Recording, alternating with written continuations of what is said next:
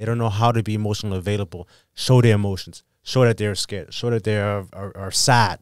And so could that be a leading cause for it? I also heard that it's a big factor is that we're treating men's almost their, I guess, whatever mental health crisis you want to address, any type of maybe therapy that they need, they're almost approaching it as if they would need to for a woman as well.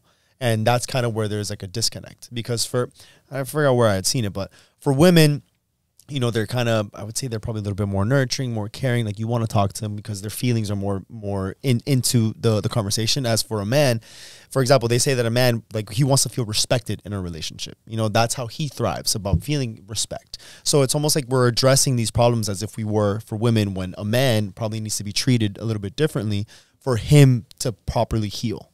That's kind of what I heard. I don't know if that's true. But. Okay. What is your intake? Yeah, so I mean, there's a lot we know about suicide and the differences between men and women. Thank you.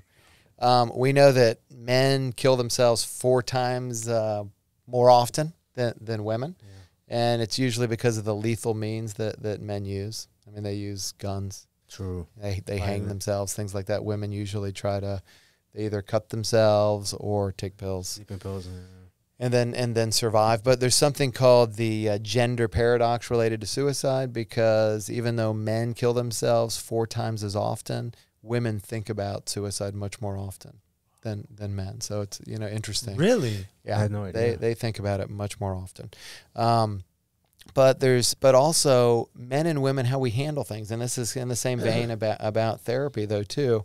When men are struggling, they typically externalize things, right? They get aggressive, right? They fight, get irritable, get angry, but they can turn that anger toward themselves, right? And that's where they use those lethal means.